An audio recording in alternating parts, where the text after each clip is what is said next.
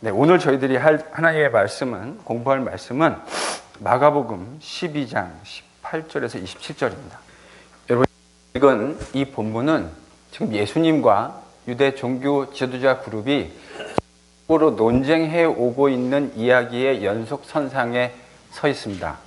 바로 전 직접 바리새인들과 헤롯 당원들 가운데 일부도 예수님을 찾아와서 정치적으로 민감한 질문을 던졌습니다.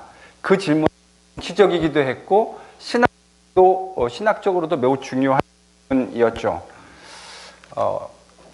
예수님을 트랩에 빠뜨리려고 했던 그들의 의도를 예수님은 아셨어요. 도리어 그런 의도들을, 트랩 퀘스천을 적절히 활용하셔서 주님은 하나님 나라와 세상 나라라고 하는 이 관계 속에 하나님 나라를 가지고 있는 사람이 세상 나라 속에서 행해야 하는 이야기를 가르치시는 기회로 활용하셨습니다. 오늘 본문에도 사두개인들이 등장하는데 이 사두개인들이 예수님께 나와서 소위 트랩 퀘스천을 던졌습니다.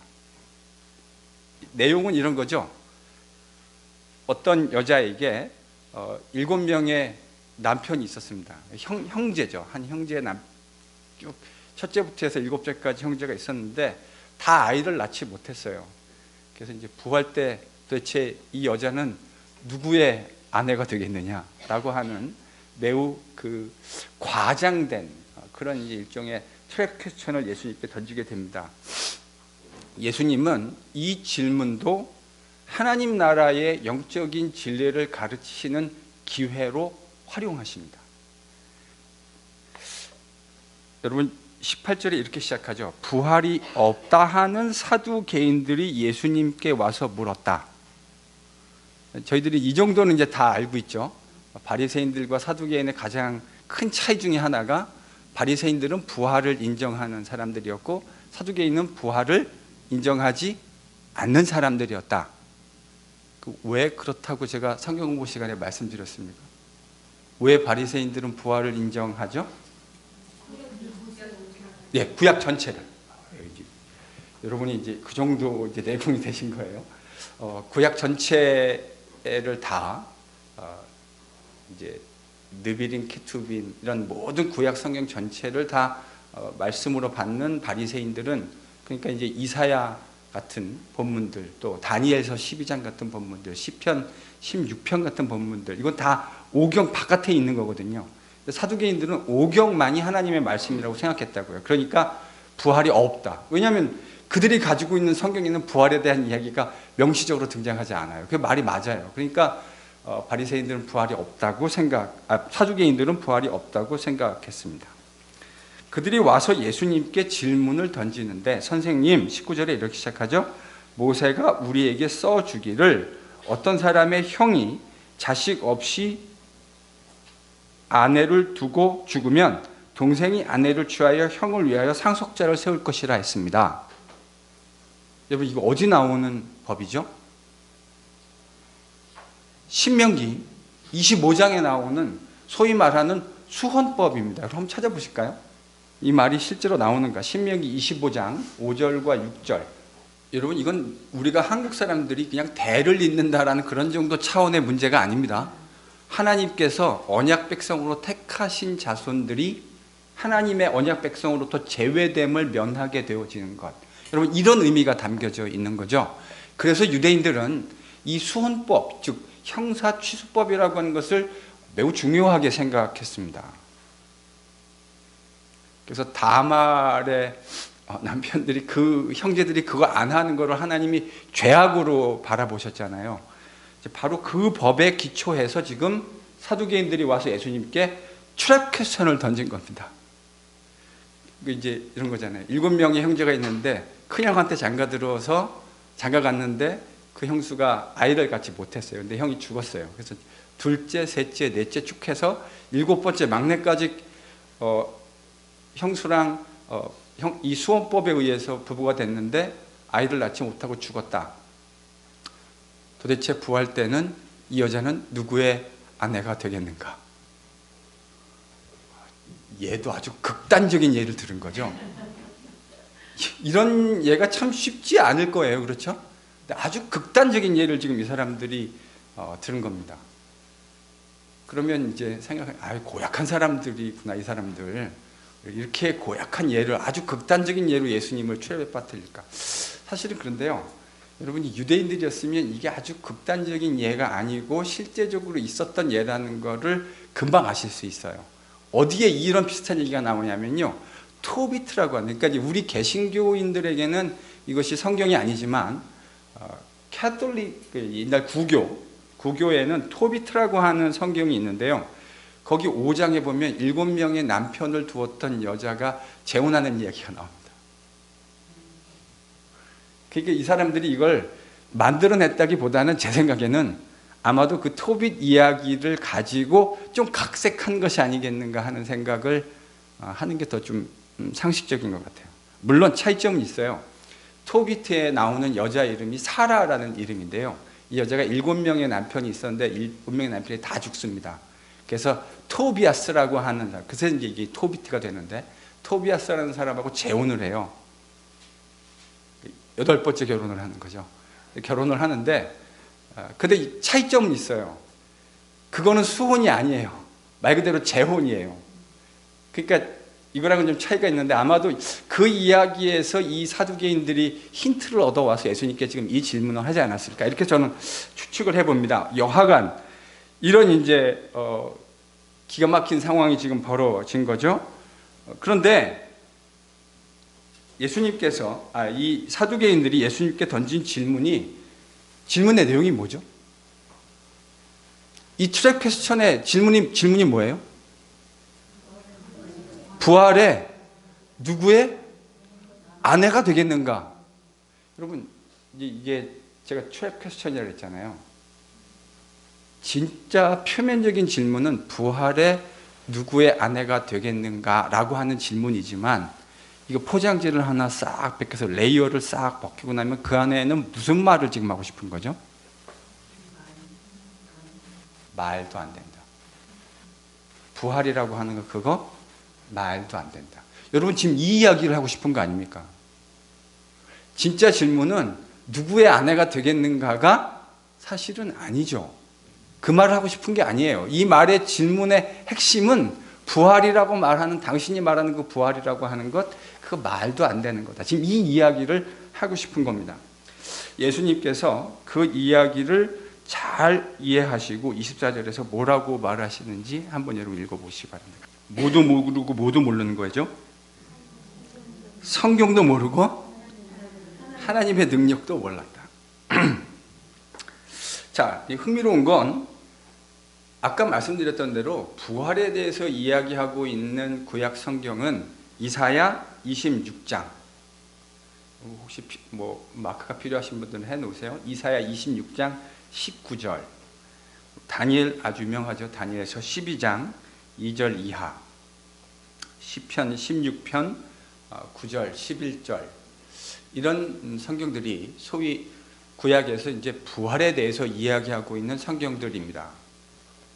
근데 아까 말씀드렸던 대로 여러분 아시는 것처럼 사두개인들의 성경 안에는 이거 있습니까? 없습니까? 없죠.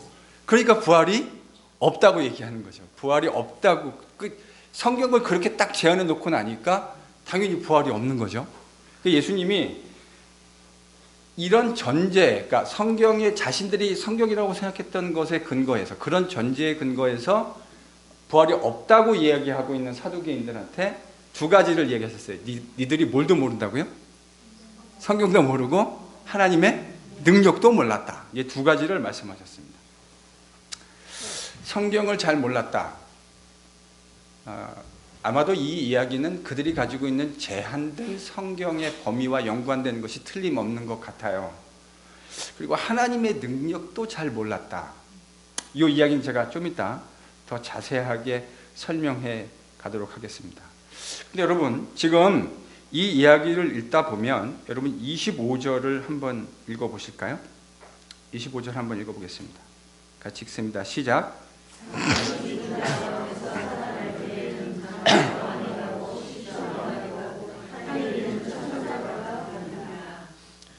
지금 예수님이 사두개인들의 부활 때 이 사람이 누구의 아내가 되겠습니까? 이렇게 물어봤더니 이 예수님 대답이잖아요. 이들이 성경도 잘 모르고 하나님도 잘 알지 못해서 오해했다. 사람이 죽은 자 가운데서 살아날 때에는 장가도 안 가고 시집도 안 가고 하늘에 있는 천사들과 같다. 여러분, 이 말은 가만히 잘 생각해 보면 지금 예수님이 사두개인들이 가지고 있는 전제를 공격하시고 있다는 생각을 하십니까? 여러분, 잘 생각해 보세요. 지금 예수님이 사두개인들이 가지고 있는 전제를 공격하고 있는데, 사두개인들이 그러면 가지고 있는 전제란 건 뭐죠? 부활이 없다라고 하는 게 이제 그건 제가 볼 땐 명제고요. 그렇죠?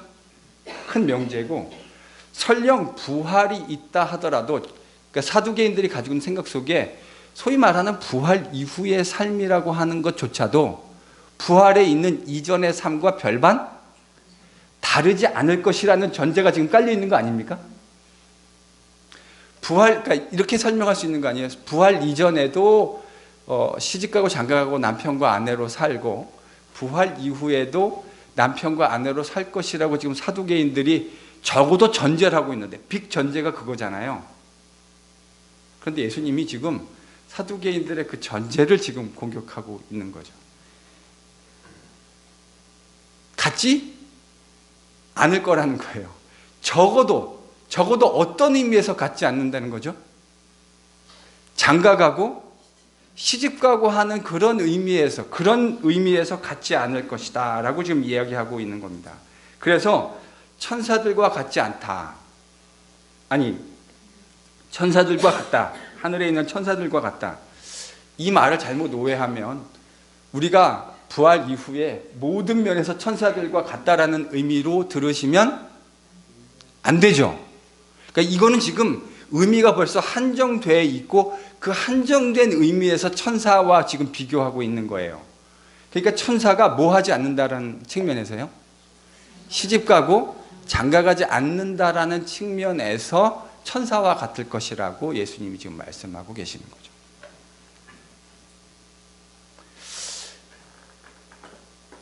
사두개인들의 오해로부터 시작되어진, 사두개인들의 무지, 정확하게 얘기하면 무지로부터 시작되어진 질문에 대해서 예수님이 꾸짖지 아니하시고 그들의 그 질문을 받으셔서 부활 이후의 삶에 대해서 저희들에게 지금 살짝 보여주셨습니다.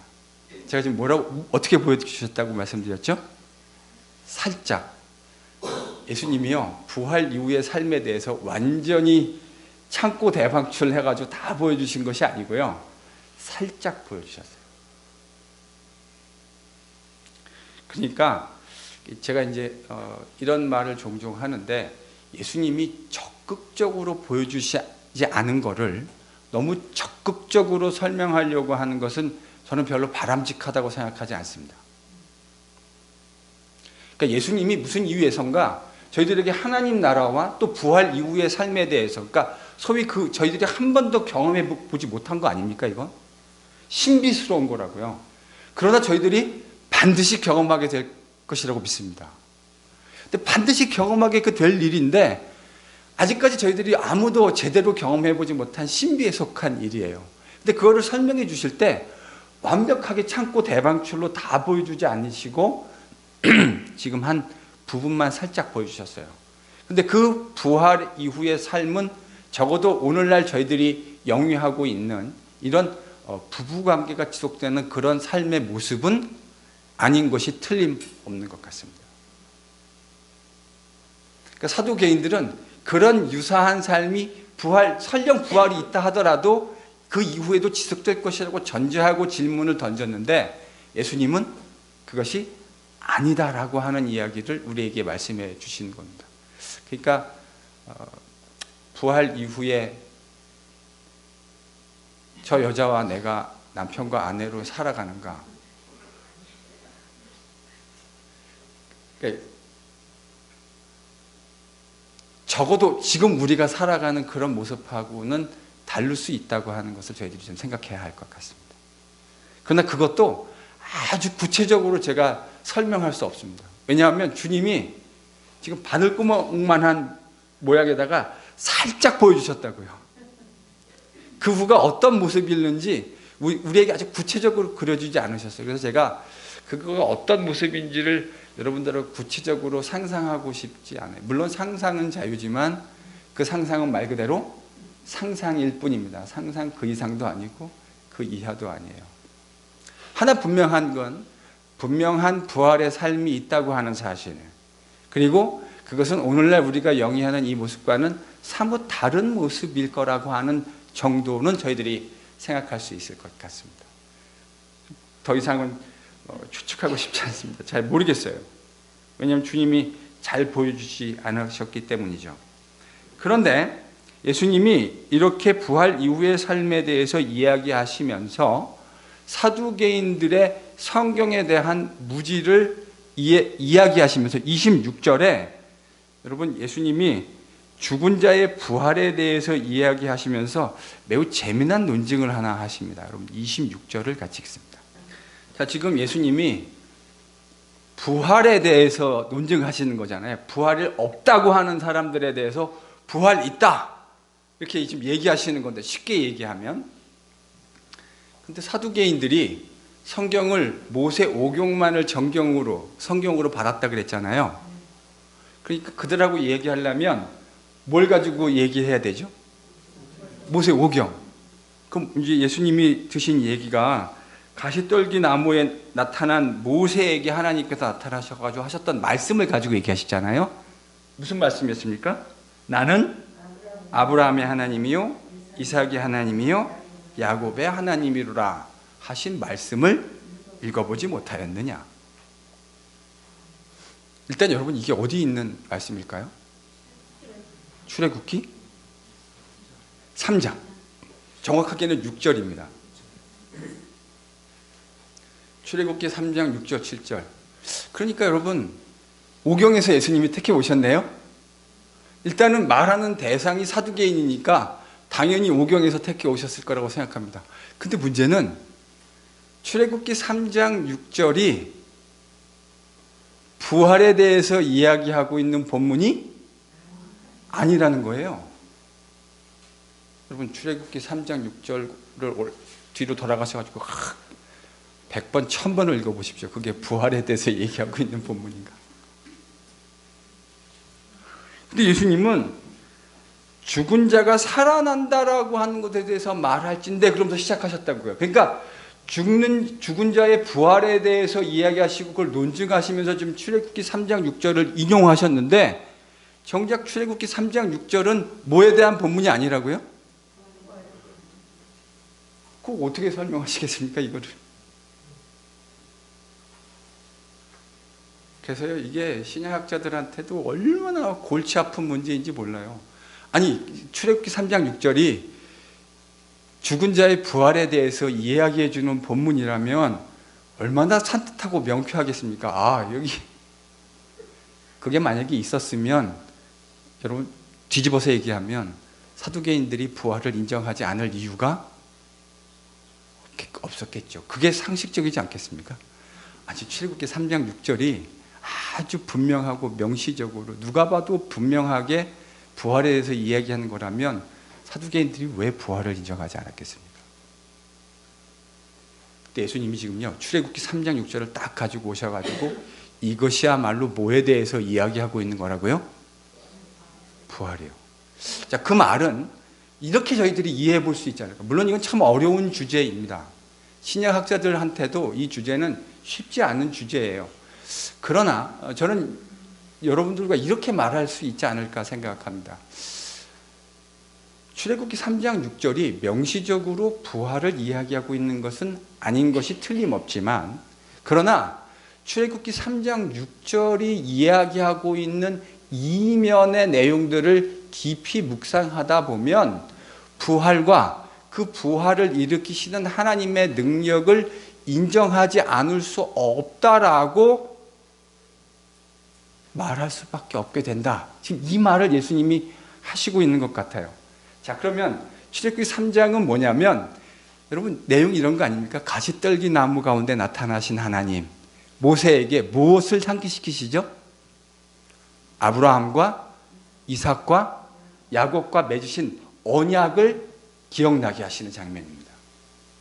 하나님이 아브라함과 이삭과 야곱과 맺은 그 언약을 파기하지 않는 영원한 언약이 되게 하셨고, 그 약속을 신실하게 지키시는 하나님이라고 한다면, 하나님께서 그 약속을 맺은 아브라함과 이삭과 야곱도 지금은 죽었지만 죽은 상태로 내버려 두지 아니하시고 필연적으로 그 언약에 근거해서 살려내실 것이라고 하는 사실에 근거해서, 하나님의 말씀이 변개치 않으실 것이라고 하는 바로 그 사실에 근거해서 지금 예수님이 논증을 하고 있는 것이다. 이렇게 이해해야 하지 않을까 싶습니다. 왜냐하면 출애굽기 3장 6절은 명시적으로 부활에 대한 이야기를 하고 있는 것이 아니기 때문에 그래요. 그래서 저는 예수님이 출애굽기 3장 6절을 인용하시면서 말씀하셨던 이유, 만약에 바리새인들이었다면 훨씬 더 말하기가 편하셨겠죠. 뭘 보여주시면 되죠? 이사야 보여주시면 되죠. 다니엘서 읽어봐라 이렇게 얘기해 주시면 되죠. 근데 이 사두개인들은 지금 뭐만 성경이라고 생각하고 있어요? 모세오경. 모세오경에는 분명히 명시적으로 부활에 대한 이야기가 등장하지 않습니다. 그러나 모세오경 안에 언약을 맺으신 하나님의 그 언약에 대한 신실함만 깊숙이 묵상해 본다 하더라도 부활이라고 하는 것이 필연적으로 하나님의 이 시스템 안에서 존재할 수밖에 없다고 하는 것이 너무 분명하다. 저는 이게 예수님의 논점이라고 생각합니다. 실제로 제가 여러분하고 성경 공부하면서 그런 말씀 드렸죠. 하나님이 자신의 언약을 신실하게 지키셨을 때에 반드시 나타나야 하는 것이 뭐냐면, 제가 부활이라고 말씀드렸던 거 기억하십니까? 왜 부활이 중요하냐면, 하나님의 언약 안에서 신실하게 하나님의 언약을 붙들은 자에게 최종적인 구원, 그 신원의 모습이 뭐로 나타나야 되기 때문이라고 말씀드렸어요? 부활이요. 그래서 예수님의 부활이 중요한 것이라고 말씀드리지 않았습니까? 그래서 예수님이 지금 바로 그 이야기를 하고 계시는 것이다. 저는 그렇게 생각합니다. 참 쉽지 않은 본문입니다. 실제로 이 마가복음 12장 16절은 제가 박사과정 공부할 때 이게 저희들이 정말 피 튀기게 논쟁했던 그런 그 본문이었습니다. 미국 친구들하고 3장 6절이 부활이 아닌데 이걸 부활에 대한 논점으로 갖고서 얘기하는 것이 적절할 수 있는가 하는 이야기를 가지고 저희들이 정말 3시간 내내 피 튀기게 논쟁했던 기억이 있습니다. 저는 이렇게 이해하는 것이 좋지 않을까. 제가 이해할 수 있는 범위 내에서 여러분들하고 같이 이야기를 좀 나누어 봤습니다. 오늘 본문을 저희들이 같이 묵상하면서 또 이전에 저희들이 묵상했던 본문을 생각해 보면서 재미난 현상은 뭐냐면, 여러분 지금 예수님이 하나님의 나라에 대해서 가지고 오셨고 그거를 이야기하고 있는데, 그것을 제대로 이해하지 못한 사람들이 와서 예수님과 지금 논쟁하는 이야기 계속 등장하고 있잖아요. 12장에. 맞습니까? 이렇게 볼 수 있지 않을까요? 예수님을 통해서 이 땅에 임한 하나님 나라, 그리고 그 하나님 나라라고 하는 것이 보여주는 세계관과 기존에 사람들이 가지고 있었던 자신들이 가지고 있는 세계관의 충돌이 보이십니까? 여러분, 이거는 사실은 너무 당연한 거죠. 우리가 주님을 만나고 하나님의 나라를 경험할 때 일어나는 일은 저는 반드시 이런 일들이 일어난다고 생각해요. 무슨 충돌이요? 세계관의 충돌. 자기가 가지고 있었던 세계관이 있는데 하나님 나라의 세계관이 주어지고 나면 필연적으로 이 세계관은 충돌할 수밖에 없습니다. 사두개인들도 지금 예수님과 부활이라고 하는 걸 가지고 이 세계관에서 지금 충돌을 하지 않았어요? 그렇죠? 바리새인들은 예수님과 주로 율법이라고 하는 주제를 가지고 서로 세계관이 충돌했습니다.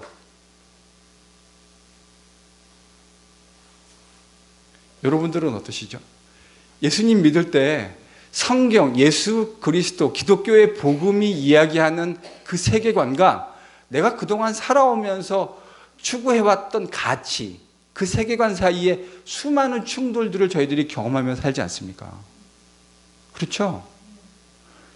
여러분, 제가 지난번 설교에 21세기의 종교개혁이 필요하다면 16세기 종교개혁의 쟁점, 화두는 뭐였죠? 구원론이었습니다. 어떻게 구원을 받느냐? 제가 21세기에도 기독교의 종교개혁이 필요하다면 그 화두가 뭐가 돼야 될 것이라고 힘주어서 얘기했습니까? 제자도요. 제자도. 오늘날 이민교회와 조국 교회 가운데 가짜 사이비 복음들이 정말 많은 것 같아요. 내가 추구하고 싶은 정욕을 다 추구하고 살면서 주일날 교회 나와서 예수님 믿는다고 이야기하고 회개한다고 이야기하고 하나님께 헌금 좀 드린다고 이야기하고 그러면 내가 기독교인으로 세이프하다고, 나는 이미 세이프 존, 세이프 바운더리 안에 들어왔다고 생각하는 것. 여러분, 이거는 기독교의 복음이? 그건 기독교 복음 아닙니다. 기독교 복음은 하나님 나라가 이 땅 가운데 임했다고 하는 선포로 시작되어집니다. 그래서 당신이 그 하나님 나라의 복음, 즉 하나님 나라의 가치를 따라 살든지 아니면 여전히 세상 나라의 가치를 따라 살든지 둘 중에 하나를 선택해라. 저는 이게 기독교의 복음이라고 생각합니다. 거기서 하나님 나라의 가치를 내가 택하지 않는다고 한다면 우리는 온전히 복음에 붙들린 사람들이 아닙니다. 그런데 오늘날 조국교회와 이민교회 가운데 이런 가짜 복음들이 얼마나 많이 성도들의 사고 속에 편만해 있는지 몰라요. 여러분, 기독교의 복음이 선포되면 거기는 반드시 가치관의 충돌을 일으킬 수밖에 없습니다. 저희들이 마가복음 8장부터 10장까지 제자들이 하나님 나라의 가치를 예수님이 이야기할 때 지속적으로 그 하나님의 나라의 가치와 제자들의 가치가 충돌하는 것을 여러분 보셨습니까? 기억나시죠? 여러분, 하나님 나라의 가치를 붙든다고 하는 것, 그것이 바로 저는 제자도라고 생각합니다. 물론 우리가 완벽하지 않죠. 늘 절뚝절뚝거리는 모습으로 걸어갈 수밖에 없죠. 그러나 끊임없이 그 절뚝거리는 모습 속에서 하나님 나라의 가치를 붙들려고 노력하는 것, 저는 그게 제자도라고 생각합니다. 오늘 본문을 통해서 주님은 또 자신들의 가치, 자신들의 세계관으로 인해서 하나님 나라의 가치에 도전하는 사람들의 이야기를 다루어 주셨어요. 마가가 오늘 이제 그 이야기를 저희들에게 다루어 주지 않았습니까? 사랑하는 성도 여러분, 저는 그런 교회를 좀 만들어 보고 싶고요. 그런 교회 목사였다라고, 역사라고 하는 말을, 거창한 말을 좀 거들먹거리지 않더라도 그렇게 기억됐으면 참 좋겠어요. 여러분들도 그런 교회, 그런 NGPC, 하나님 나라의 가치에 붙들린 성도들, 하나님 나라의 가치에 붙들린 목사. 그러니까 저는 딴 건 하나도 안 부러워요. 그런데 이렇게는 됐으면 정말 좋겠어요. 다른 바깥에 있는 사람들이 볼 때 뭔지 잘은 모르겠는데 저 NGPC 성도들은 하나를 위해서 달려가는 사람들 같다. 바로 그 하나님 나라라고 하는 안에 들어와서 보면 그것이 하나님 나라라고 하는 것이 선명하게 부각됐으면 좋겠고, 잘 모르는 사람들이 바깥에서 볼 때는 NGPC는 다른 건 모르겠는데 딱 하나의 초점을 보고 달려가는 사람들과 같다. 저는 이렇게 됐으면 참 좋겠어요. 이게 제가 추구하는 목회이고 싶어요. 여러분들하고 예수님이 가르쳐 주시는 하나님의 나라, 그 하나님의 나라가 필연적으로 우리에게 요구하는 가치의 도전, 그 가치의 도전 앞에서 제자도의 진정한 모습으로 반응하며 살아가는, 이 땅에 수많은 허망한 것들도 다 잡고 이것도 놓지 않고 하나님 나라의 가치도 함께 얼버무려 가지고 붙들고 가겠다고 하는 생각, 여러분 이거 가능합니까? 가능하지 않습니까? 가능하지 않습니다. 여러분이 그걸 붙들려고 하겠다고 하는 순간 여러분은 이미 이거를 붙들고 있지 않은 거예요. 여러분, 이거를 붙든 사람은 어떤 일들이 벌어질까요? 제가 이번에 가서 저희 선교팀하고 또 우리 목사님하고 장로님하고 여러 이야기들 참 많이 할 수 있었는데요. 제가 제 기억하는 선교사님, 패트릭슨 순자 선교사님, 제가 아는 선교사님들이에요. 근데 2년 전에 또 올 초에 이분들이 터키에서 근 10년 년, 근 20년 가까이 사역했거든요. 근데 추방 당하셨어요. 근데요, 그분들이 사역하는 이야기를 보고 듣고 있으면요, 저는 이런 생각이 들어요. 딱 한 점만을 바라보면서 걸어가고 있는 것 같아요. 한 점만을 바라보면서. 여러분, 이게 무슨 삶이죠? 이게 제자의 삶이에요.